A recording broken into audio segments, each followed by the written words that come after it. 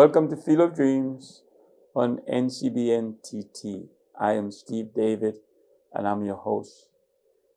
Today we talk women football and I have the best person to do that with, and her name is Ahkeela Moland. Welcome to Ahkeela. Oh, thanks for having me. Appreciate it.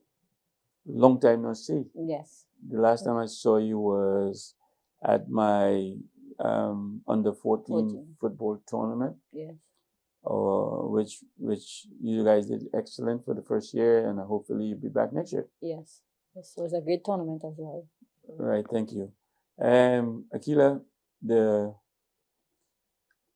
viewers, of course, would always want to know who my guest is. And I know a little bit about you, so I can learn a little bit more about you.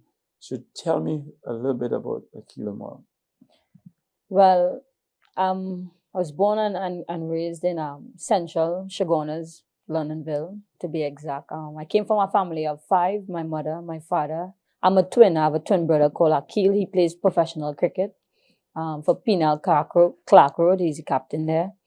And then I have my little brother, Erickson. I started football kind of late. I started at the age of 14. I made the national team then. And then I made my debut for Trinidad. Jamal Trabaz was my first national coach, along with Marlon Charles. And I will never forget, they gave me the opportunity to make my debut for Trinidad at the senior level at the tender age of 15, where I played at the USA against America. From there, I was spotted and got seen. I was offered a scholarship, but obviously I was too young to go on a scholarship. So I had to wait until I graduated at the age of 17. At the age of 17, I went to Young Harris College in Atlanta, Georgia, where I was the #1 goal scorer in America in junior colleges for the NCAA. And from there, I choose and decide on going to South Carolina University. Mm-hmm. I went to South Carolina University, the home of the Gamecocks, where I graduated there with my degree in psychology and also was a top performer there as well. From there, I was spotted and I went to Europe, where I played in Sweden, Norway, and Iceland. I played 5 years in Sweden, 1 year in Norway, Iceland. And now I'm back here coaching after a lengthy career in football and trying to give back to the youths now. So I'm so excited to have you here because I get to know a little bit about you, and you so much remind me of myself in the path we took. Only thing, well, later in life, the path we took, and we both trying to give back to our country. And of course, I can tell, and when we talk a little bit, you run into same problems that it's not people want to use you, but they only, they want to help you whenever they can get something out of it, kind of. Yeah. And that is very disappointing to me. But let's talk about women football in Trinidad. I know you're heavily involved in the youth program. Yes. And explain a little bit more why the youth program and not the adult program. Because in order to have a successful senior team, we need to have players coming through the rank that is well trained. I think when our national women team almost qualified in 2015, since then there has been a major decline in women football here in Trinidad and Tobago. And not just in the women's game, but I think in the men's game as well. And I think the better set of coaches in Trinidad and Tobago, if we're looking at local, I think they should be placed with the youths in order to have the best foundation moving forward for players on them. Because if you look at football all over the world, like in Sweden especially, where I spent extensive time playing, women's football gone all the way down to Division 7, where each division have their own teams and developmental programs. So if you look at Sweden, who, yes, there is a footballing country, they're not as big as the others, and they have structure like this. I think for me, coming back into a country like Trinidad, where there's a drastic need for development to take place, I think I need to best situate myself that could help with that growth process. So we need to fix the bottom before we can fix the top, and that's where I planned on being until or contribute until we see a drastic leap in faith in our football here in Trinidad and Tobago again. Right. You know, let's reel back, sit down, and rap between us and like two athletes who just talking about football. Forget the cameras. We talking now, because there's a lot of things to happen in this football in the country, but people don't like to listen. They feel you think you know it all, but we've experienced it, and we came from grassroots here, and we went and we played with the best players in the world, and you can explain that to them, and you wasn't just a player or a body, you were on top of the group and competing against people on top of the group. So to get that over to a lot of people here, they think you're arrogant and stuff. Do you ever get that kind of all feedback?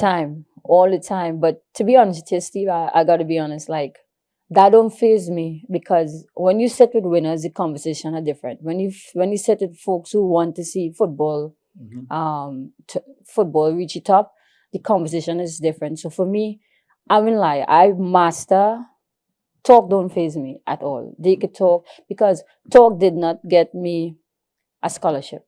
Talk did not get me a professional contract. Talk did not make me last 19 years playing for Trinidad, you know. It was hard work, it was dedication, it was trusting God's timing and all of these things, and coaches that believe in me. So for me, those things don't faze me. And you hit the nail on the head. You know, sometimes they see you're confident and they try to say that's cocky or that is arrogant or something like that. But to me, they will always want to, people don't pelt green mango, spell ripe mangoes. You know what I mean? So for me, I could just continue to remain humble, and it has always been about country for me. Like when I do it outside, I remember, Steve, like I in Sweden, and when I touched down for the first time in Sweden, and I step out the plane, it was like -5 degrees weather, and I started to, and the person behind me like pushed me forward, and that's all I needed to know, that I need to keep moving forward, because it's only when you're in the environment and you see how much work and sacrifice and dedication it is. And some of these folks would not even have that opportunity. So if it's one thing I have learned, my grandmother always say to me, is your experiences, people can't take that away from you. So for me, I carry that experience with me, that I know how it is to be in Sweden with a -5 degree, 12 degrees weather. And when you hit that ball, your foot feel like it wants to hurt so bad, you know what I mean? And I know I went through it and I was successful at it. And I know a little boy, a little girl, if they do the same thing, and at the same, it could happen for them. So for me, when I hear people talk, you know, saying that I know the experience I went through, they wouldn't even last one day, I feel sometimes, you know. So that has kind of helped motivate me to keep on track and keep humble, to know that football belongs to the people of Trinidad and Tobago. That's just how I view it. And for me, anytime I'm outside there, I'm an ambassador. So I'm trying to produce other ambassadors that will go outside there. When you see these folks, or you hear these folks talking, it's because they're talking from a personal level. They're not talking up from a patriotic level. And we will understand that, hey, once you're outside there, it's not Steve David or Ahkeela Moland, it's Trinidad and Tobago. Because the first thing they say, who is this child? Where she's from? Right. And the first thing, they say Caribbean, and then they say Trinidad and Tobago. Right. And that in itself just is warm the heart, because you know you're representing your people outside there, and you put in your country on the map. You know what I mean? And that's all I ever wanted to continue to do. Yeah, I want you to explain, because I tried to do it as well.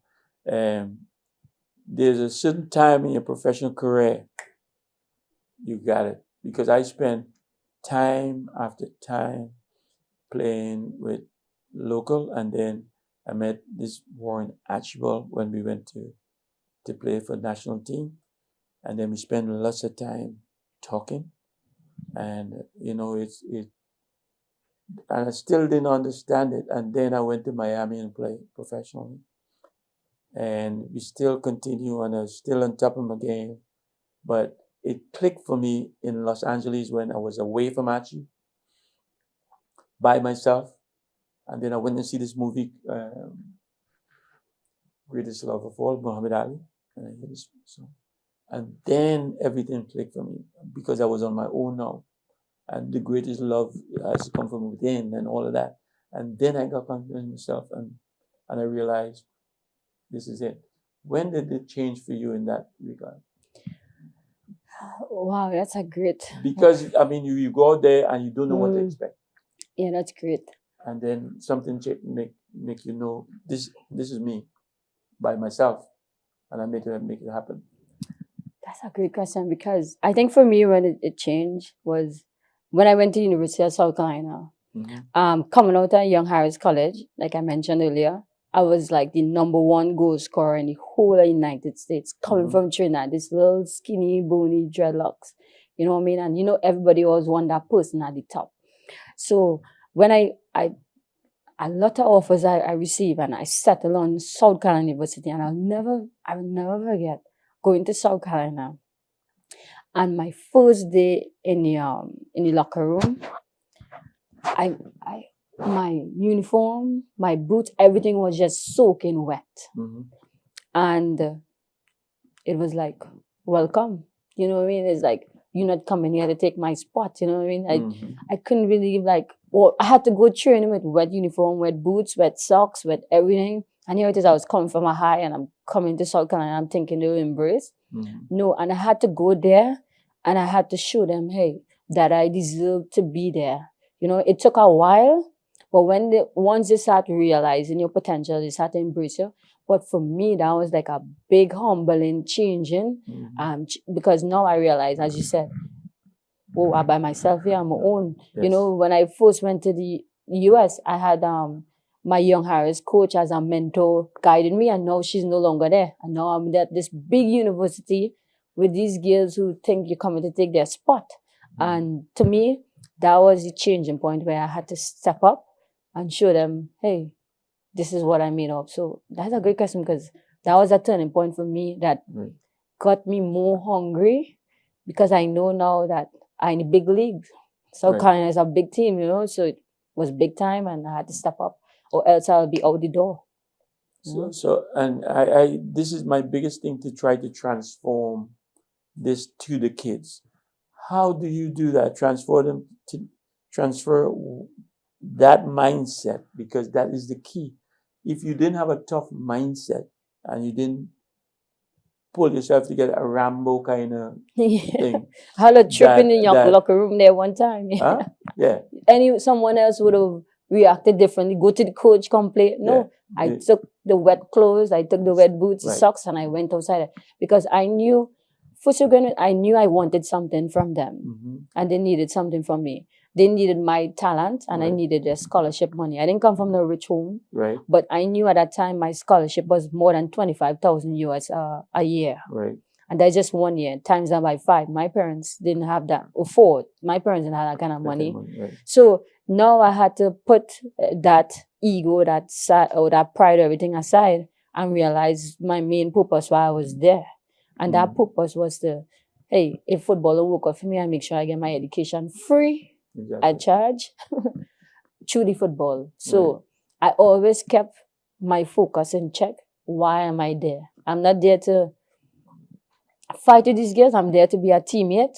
But I'm there. The bigger purpose was to get my education and achieve my scholarship. So I could not let that embarrassment, you know, come in front, you know. And you know, I try to say the biggest thing for me is really to get the people with the tough mind and make the mind tough. And it's hard to make somebody understand and be tough-minded.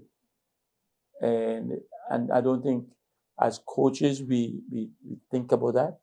And these are the people that you're going to in depth to hell with. And they need to be doing so. I don't know if you ever thought about that, but that was my thinking. I mean, to make that happen before you select players. Yeah, you see, transitioning now from being a player to a coach, one thing I've learned is that, see, too much time, just like in parenthood, we try to be our kid friend in extent. Of course, that's, we are friends, but to the extent where we forget where our standards or values or morals is. So that is exactly what is taking place, even at the footballing level, is that too much time the coaches try to be the player, best of friend or best of buddy. No. Yes, you make them feel welcoming, you make them feel like they could grow under you, but you have to keep that distance where the disrespect must not step in. And too much time we look here in Trinidad, that is what goes on in the coaching arena, is we want to become the player and the player, parents, best friend ahead of the team. And that is what's killing a lot of the growth here in Trinidad and Tobago. So I think you're on the right track there, because there is so much to learn and there's so much to give back and there's so much things that we want to impart on them, and there's so much people trying to get in the middle of this and don't give you a chance to do it. I don't know if you experience that, but you get fight back, and instead of they try to take as much experience that we have or we got from other people, from other players, from other countries, they don't, and they feel you all of that. So I know you running into that a lot, and you hit the nail on the head, Steve. For me, it used to feel like but you have to use the word. It used to feel like a crime sometimes that you made it out. You got a scholarship, you go play pro. Sometimes the way they used to treat you coming back to the national team, I'll write a book. I'm put everything down in paper and stuff, and I write a book.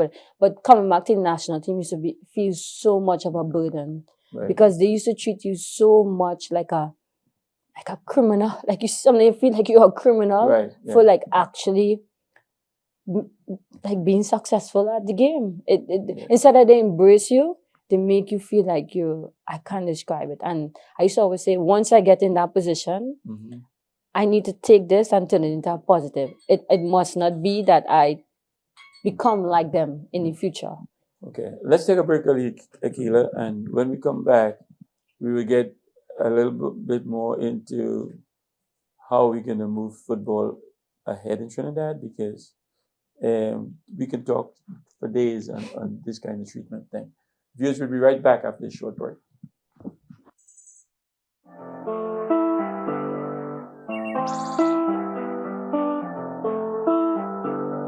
Change Talk TV to the sound boy, better stay calm, be cool.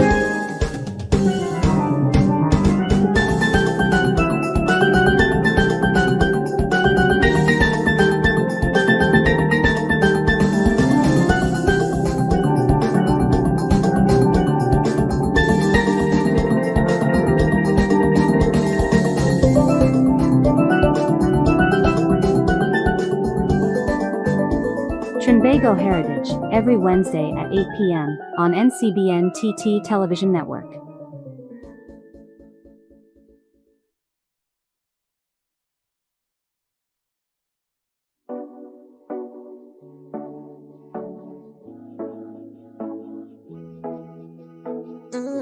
Hi, I am Nigel.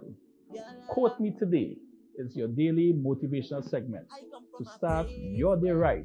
Join me Monday to Friday, 9 a.m. right here on NCBN. Remember, wake up with a smile. Today is your day. That's why when we testing, we just bet God when we jamming, we just jam down when we drinking, man is strong from a pop a bottle right now when we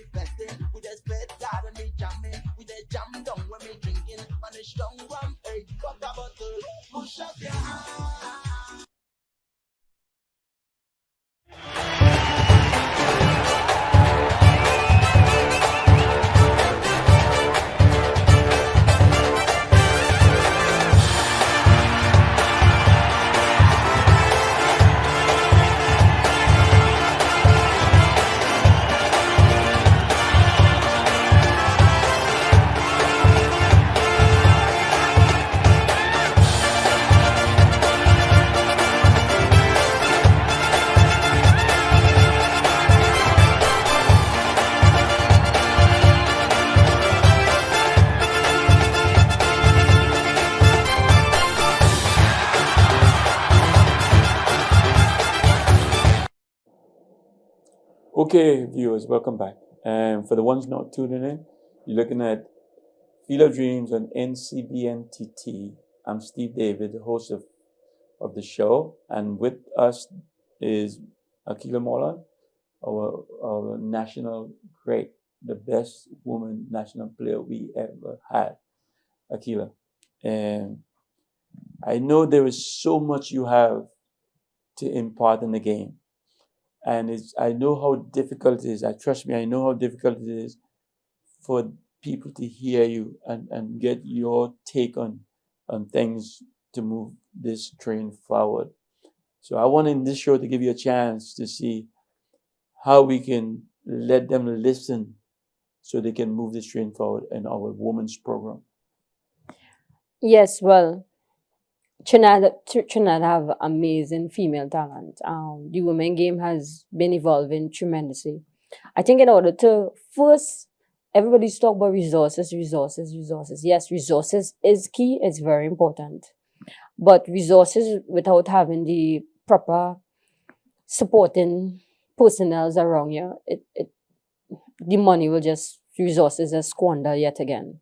So I think the first step in pushing the women's game forward is the heads being totally honest about why they're serving. Meaning, we serve first the game, which the game is involved the players in them, and the players involved representing this beautiful country of ours. So I think in order to first push the women game forward, we first have to be honest and transparent enough to select the right personnel around the football environment that would help push the women's game forward. Too many times we see a reoccurring of the same personnel around the women game and expecting the women game to or expecting a different result. Yes, everybody talk about resources, but resources going back to the same personnel who haven't done absolutely nothing, or continue to do nothing, will see that women football continue to remain the same. Now, by me saying this, I'm not trying to say, hey, we need to totally get rid of them, no. But I think we could find other areas to involve them. But I rather give somebody a chance that haven't yet gotten a chance to see what they could do than we keep giving the same individuals the opportunity, but we know where they keep producing. So in order to push the women game here forward in Trinidad, we need to be honest about the people, the personnel we push forward. We need to be honest about that. Are they capable? What do they bring to the table? What is the current need right now at the women's program? And what is these individuals' track record? Because track record would speak for itself, right? The next thing is after that, then you start pumping the resources behind the individuals that is selected. The women's game also, it needs not self-serving individuals. I think the talent is there, Steve. The talent is there. You remember, like myself and others, we're on the ground. So the talent is there. But, okay, like, for example, me and a colleague was speaking. If Steve David have an academy, Point Fortin Youth Academy or Steve David Academy or something like that, and you doing tremendous job, and it have somebody else over there, and they're doing a good job as well, blah, blah. Instead of they promote your, Steve is doing a great job, let's look at Steve. No, they tend to fire shots from distance. And that is also what's killing the game here in Trinidad. You know what I mean? Is we have no coming together to put Trinidad back on the map. Look, this Bonnie Shaw from Jamaica. She just won EPL Women's Player, WEPL Women's Player of the Year in England there, from Jamaica. And I remember Trinidad used to be the top of the cream of the crop. You know what I mean? And now we unrecognizable. And that, I've been honest that don't sit well with myself because I knew how hard the past players and staff worked to put Trinidad and Tobago on the map. And we were right there. We almost qualified in 2015 against Ecuador. 1 minute, our free kick sink us. And that would have been our first ever World Cup. And I'm looking at these little girls now with the dreams and hopes. And the talent is there. But it's the right personnel to help harvest and to help sow those seeds to help really push the women game forward. So it have nothing to do with resources is something you can work towards getting. Once the corporate Trinidad see that the people ready and they able, they'll jump on board. But how I would jump on board if I see the same individuals around? And also to somebody has to bring you on this train, and somebody is not seeing what's supposed to happen. Like you said, and it's true. The same people keeps rolling in and rolling out and rolling in and rolling out and rolling in and rolling out, and the new people don't get a chance. And you bring that. So you're actually saying you ready and willing to serve this country as a coach, let's say? I would always be ready, Mm-hmm. but it will have to be of a place of truth. Right. When I say truth, is like everybody should be able to express themselves in terms of how they are as an individual. And I'm being honest with you, I don't jump on any train that's going. I jump on a train because I was there.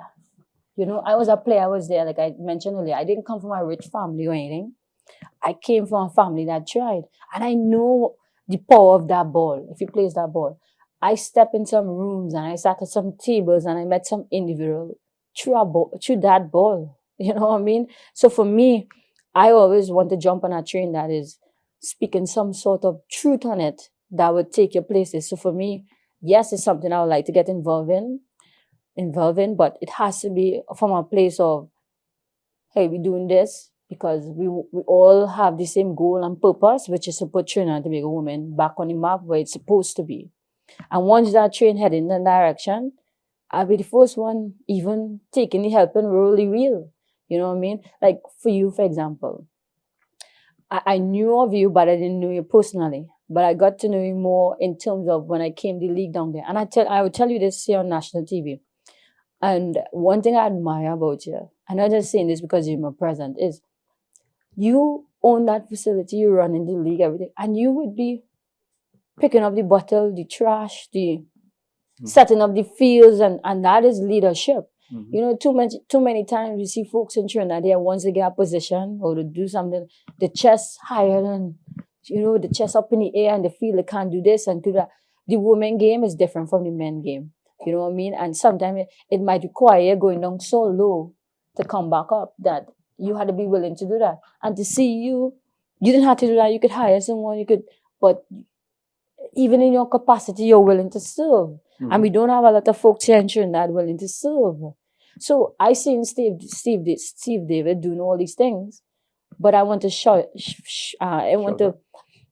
I want to shoot bullets from a distance and try to take a job as character, because you know why? I'm not willing to do what Steve David is willing to do, and then I want to know why he's so successful. Mm-hmm. You know what I mean? So we have a lot of mouth murderers here in the football, Mm-hmm. but if a lot of them would just sit back and learn and say, hey, maybe I need to incorporate this side of me and this will help the football, then Trinidad and Tobago will soar again in the football arena. So that's a good question you asked. I would love to get on board, but it has to be on a train that is heading to put in Trinidad and Tobago back on the map for the women's game, because we need to be there. I remember Caribbean countries like St. Kitts, like Grenada, like even Jamaica to a point, when you hear Trinidad, you used to incite a little fear in them. Now they're excited to play Trinidad. I got to see us as a non-entity. You know what I mean? I would love to see back those days where Trinidad has some respect stamp on its name. Mm-hmm. Mm-hmm. Okay, now that we know Trinidad, that Ahkeela would like to be, would like to serve this country women's football program, and that's women's, right? Yes, women's. That's women's. I'm interviewing, to bring you on. Where do you want to come on? At what level would you like to be on? I believe in growth, so I would always want to start at the bottom Mm-hmm. at maybe on the 12 and the 15, anything to do with youths, Mm-hmm. that planting seeds. Because in order to get equality at the top, we need the best set of footballing minds here in this country at the bottom. So anything to do with youth and planting a seed that will help the quality of football at the higher level. For me, I love the whole technical aspect of it, because in order to bring about tactical success, you have to have players who technically gifted to bring about that. Everybody loves to talk about tactics, but in order to bring about that tactics, you need players who have the fundamentals down back. You know what I mean? And for me, that is my specialty. I love working with youths and teaching them. Even the youths I deal with now on a day-to-day basis, Mm-hmm. you see how technical they are. Because for me, is my goal and my philosophy is this: once I can get them equipped with the tools, then when I send them on to you, all you have to do is tell them or show them or explain to them how they're going to go about bringing about your tactical plan, or how you want to go about playing. You know what I mean? At the youth level, and you look at the senior level, you don't want, when they reach the senior level, these grown folks don't know how to trap and pass and control and dribble and shoot.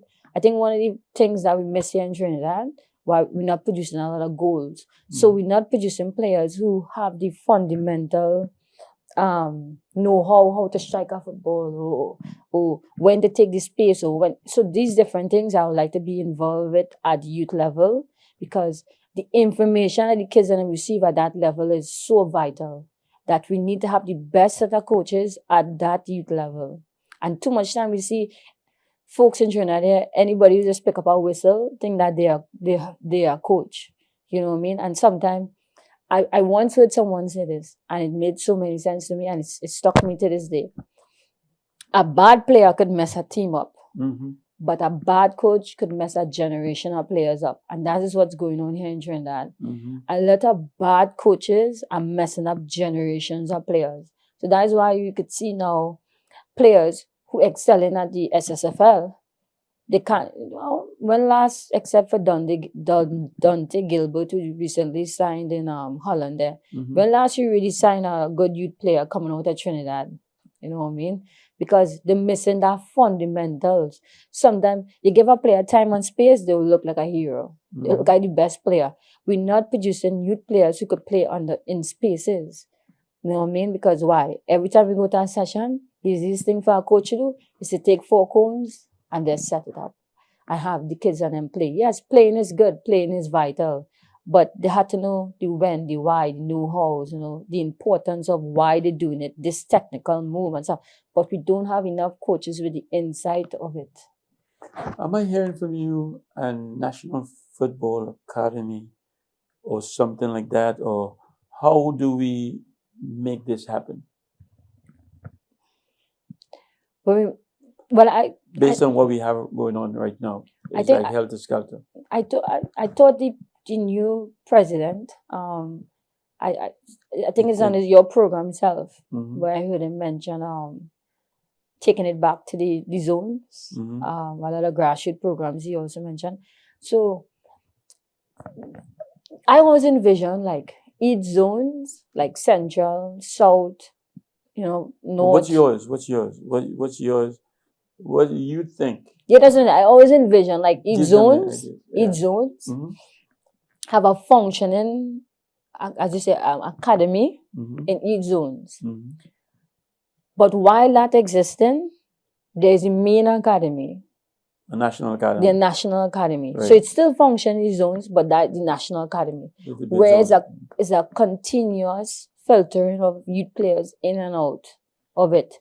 And then within these zones, they keep like playing each other. Mm-hmm. So you form a league, academy league, and something like the US, where it's called the ODP, the development program over there.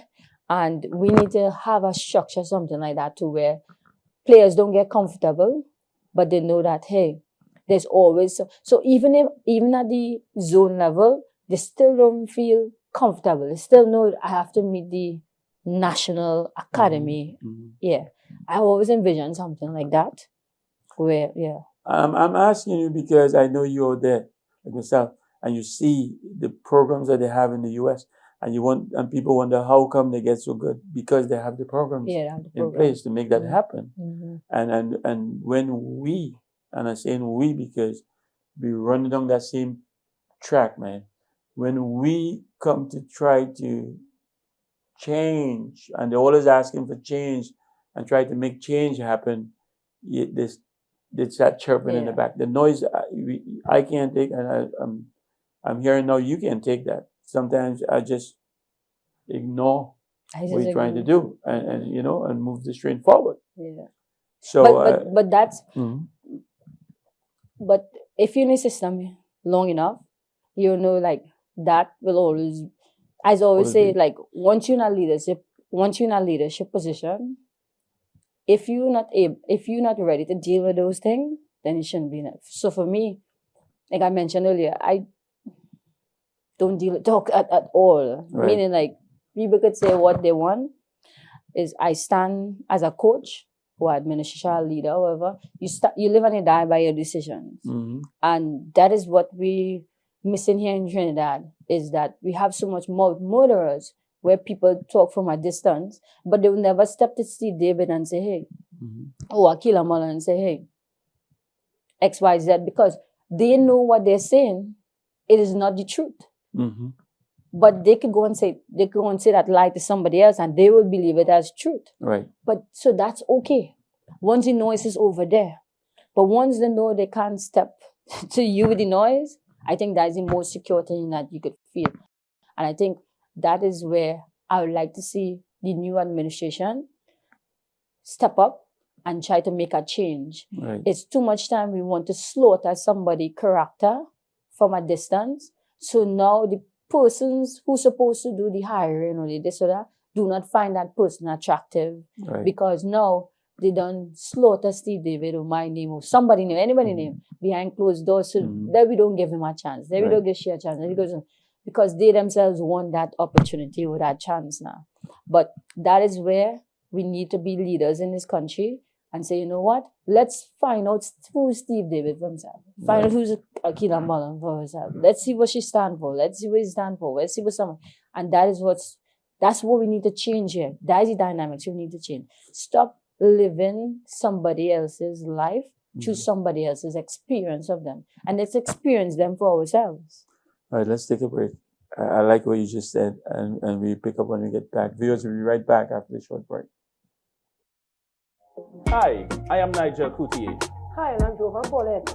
We are coming to a community near you. We're going to speak community talk. We want to hear your issues, your concerns, or what will improve your community. Look out for us. We'll be coming soon, Nigel and myself, to your community to hear in whatever way we can do to improve your environment, be it employment, infrastructure, anything to improve your living as well as our own. Community talk coming soon.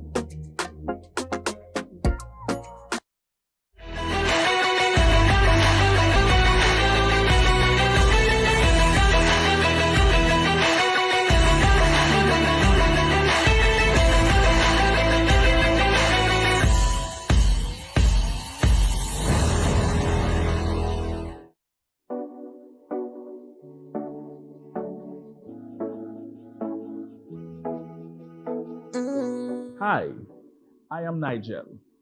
Quote Me Today is your daily motivational segment to start your day right.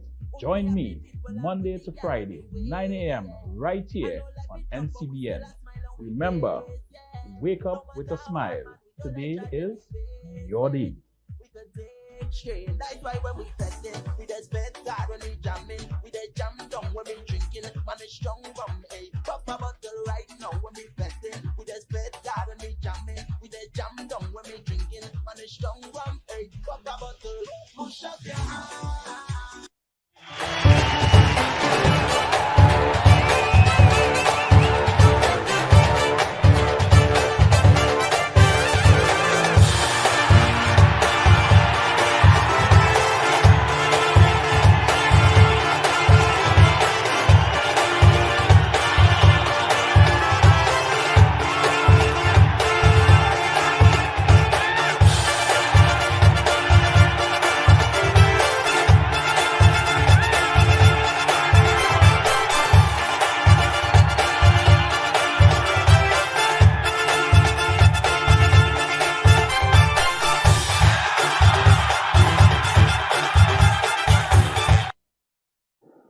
Okay, welcome back, viewers. Ahkeela, I know we there is distractions, there is this, there is that, there's people trying to put obstacles in the way. But as ballers, we learn to absorb, get by it, and go, and still go and score. So I know what you're going through because I have been through it and I'm in it and it's but so tell me what some of the things you do now, ignoring the noise like you said, and some of the things that you do with your academy or whatever you have going on. Yeah. So I love what you say. But so part of the plan, I believe in a system of things. So part of the plan that I put into place to help me ignore the noise is that when I came back to Trinidad, I established my academy. So even if I was rejected on any level coming back in, because sorry to say it like this, but I have to be as honest as I can, because I know how our people are. We don't like to receive information until the information that is coming forth, it bear fruit on a national level that now everybody wants to jump on board. I put things in place where I started my academy, so I know I always have that table I can eat from. You know what I mean? Too many times so this would be my advice to anyone who in sports or anything, is that although you want to come back and contribute, still put things in place where even if you're rejected, that you could still survive. So I made sure I put that in place where I have a table that I know that table is well prepared and well lit. So I have my academy that I have close to maybe 65, 70 kids that I operate with. I have coaches. And for me, my philosophy is development. I don't put competing against nobody on my table. My thing is that what I got out of football, I want it for the next little boy or girl. I really do. And to be honest with you, I have more boys in my academy than girls. Few girls. But the reason why that is the case, I really want to work with females. The reason why that is the case is because the women game has fallen so way back, and I know I had to put a table before. I know the game is in the men. So that's why you would see I have so much male counterpart in my academy. But it's really female I really want to be functioning with. But it's not there in Trinidad as yet. They don't have it as yet. Yeah. So as a business person, you have to know how to organize your stuff as well. So that is why I'm predominantly have boys in my academy and stuff like that.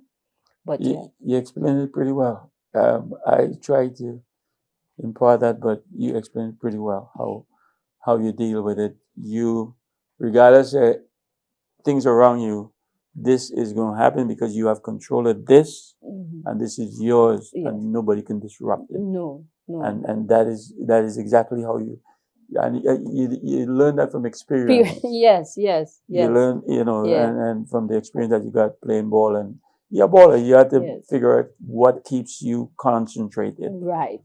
And you have it. People doesn't know, and I didn't know until, because when you came to our academy in Point, not came to the academy, came into the competition that we had the thing. I was taught when you guys applied, like, you in Shogunas, are you going to be able to get down there every week? And people don't know that you have a little maxi. Yeah. That you tell us about that. I put everything in place. So like I said, I have my own bus. I carry the kids around. I have my own driving lawnmower. Anytime I invite you up in Londonville there, you should see it. I have a whole setup there. So like I said, I prepared myself coming back, because in life you have to know your environment. You have to know your surroundings. And because I know sometimes our mentality of our people, where, like I said, I got that treatment as a player. I wanted to know, hey, I worked so hard to put Trinidad on the map, and they used to cheat. I don't even want to go into it. But because of that experience, it set me now for now. So I put things in place that even if they reject the sender, like they rejected Jesus, even if they rejected it, I still have something in place. So I don't need to call no corporation to cut no grass. I have all my right. And I have everything in place to be successful at the grassroots level. Praise be to God at that. But so even if they rejected me on the national level, like I said, I still have my safe haven where I go to. Yeah. Yeah, you're so right, and you make me smile when you say, but I don't have to call this one, because I was there with the facility in point, and I bought my equipment, and then I don't depend on anybody, and all of a sudden now, he feel he is all this. Right. And so you don't worry about noise. No. You move forward. Move forward. That's what we learn. And I hear you, but now your academy is under, give me the age group so people who listen might want to come and join you. So my academy is based in Lonneville, Abel and Makal compound in Lonneville there. I work with kids. I never used to work with kids under 5, but I have some 4-year-olds, and I can't describe it. So I start 4 now. I started 4 to 16. I think after 16, turning 17, I see a lot of academies and different places hold on to these kids and them at an older age. I think now is like Republic Cup. I'm happy for that.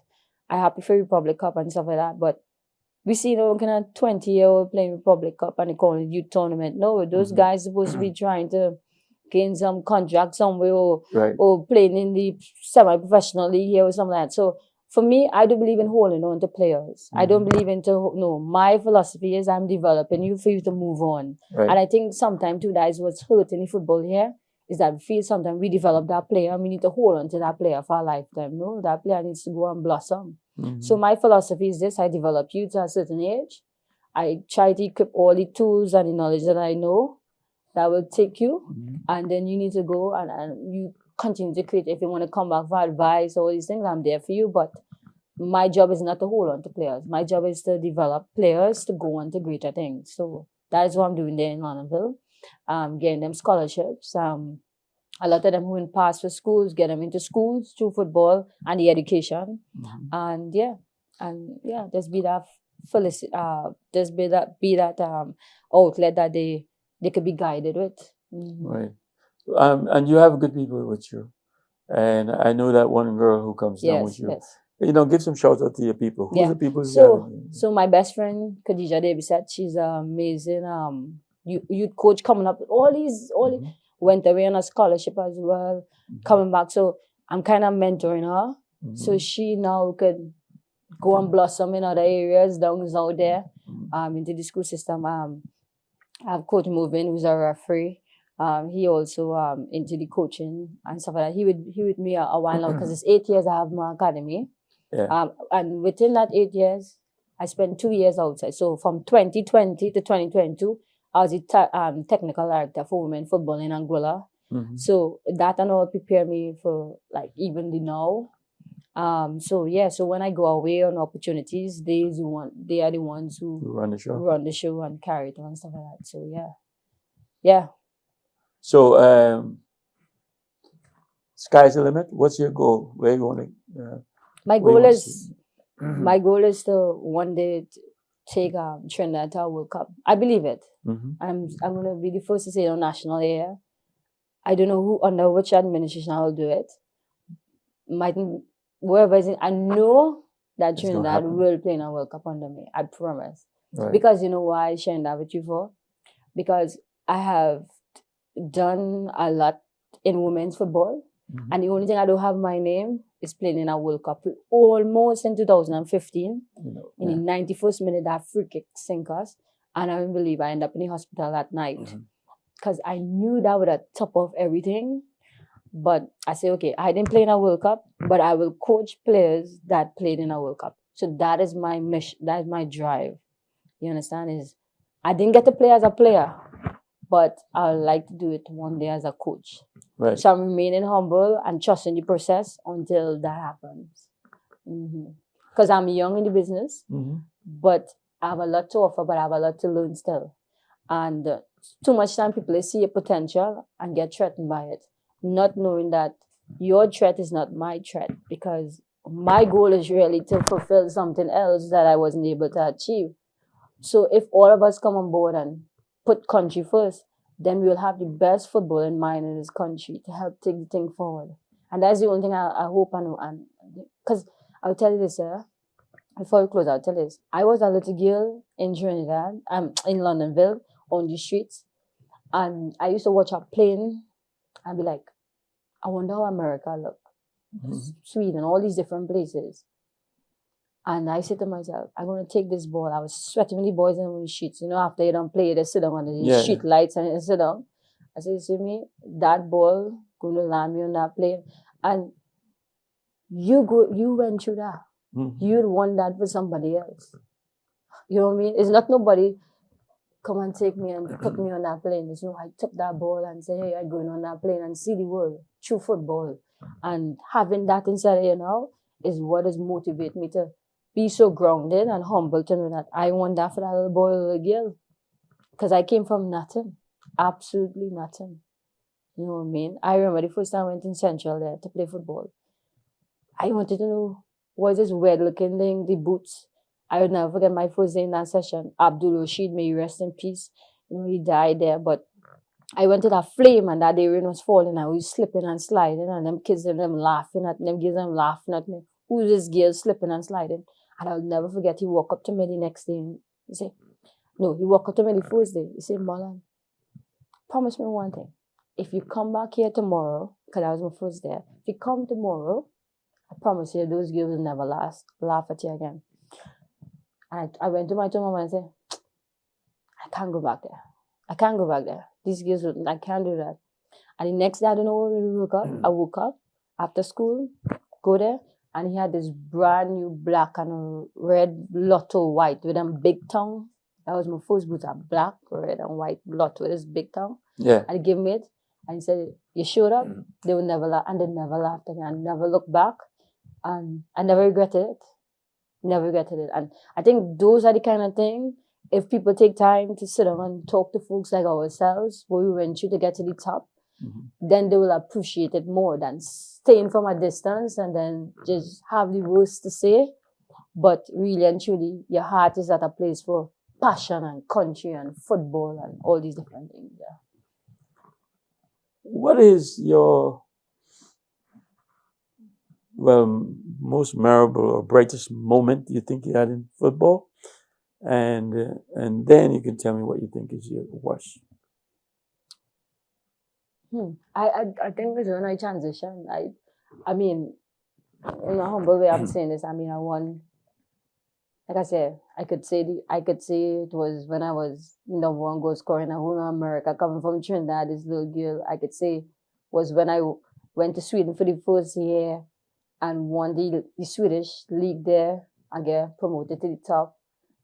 Won the Icelandic league, top goal scorer in school. All these things, but I think for me in football was when I transitioned.